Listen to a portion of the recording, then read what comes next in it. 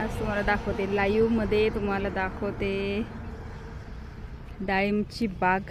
एवढे मोठे मोठे बाग आहेत, बापरे। हे छोटे आहेत, मोठे पण आहेत, आतमध्ये आहेत, पण त्याला किती भारी आहेत ना।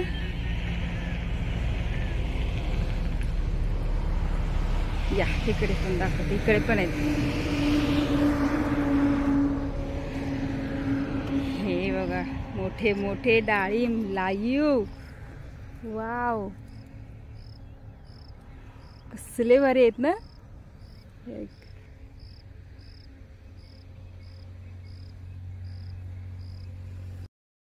मी आले आज ना डाळिंबच्या बागेमध्ये।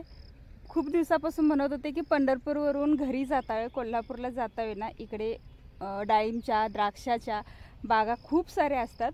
प्रत्येक वेळी म्हणत होते मी, पण घडायचंच नाही।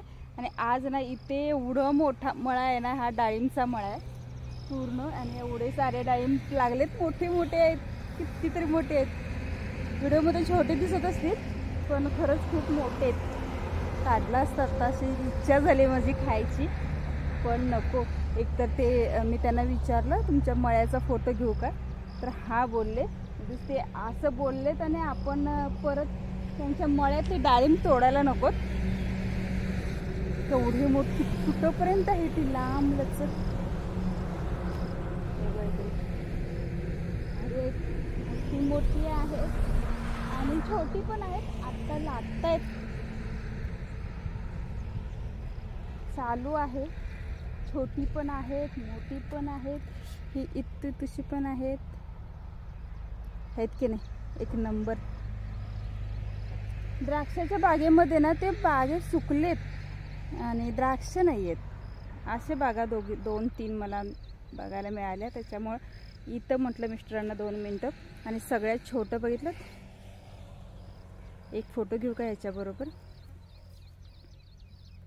ते खाली चालले बिचारा, त्याला असं उचललं होतं मी वरती। खाऊ नको, कारण हे छोटं आहे बिचारा, मोठं व्हायचंय। किती छान छान आहेत, खरंच एक तरी काढणारच नाही।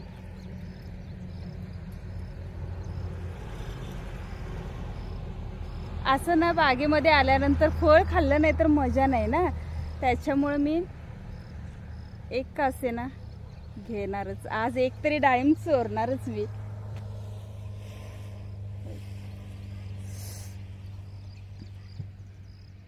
आज नाश्ता डाळिंबचा होईल। तिकडे ना समोरचा कॅमेरा करून दाखवते किती लांबपर्यंत आहे। ह्या ना अशा मोठ्या मोठ्या पट्टे असतात, आणि एका लाईनीतून जसं फळांची झाडं लावतं ना, म्हणजे आंबा काजू वगैरे, अशी ना ती लावली जातात आणि मधून जागा सोडला जातो। हे असे सकाळचं ऊन पण आहे, कुठंपर्यंत गेले बघा ते, भारी वाटतं ना। आणि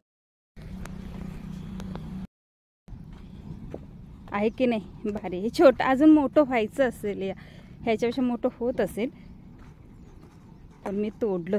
आणि इकडे गाडी लावली आहे बघा, ह्या रस्त्यावरती लावून हा प्रकार चाललाय आमचा। चला गाडीत आलेले आहे, आणि ओ हे घ्या माझ्याकडून तुम्हाला डाळिंब, छान असं ताजं ताजं डाळिंब, भारी आहे ना।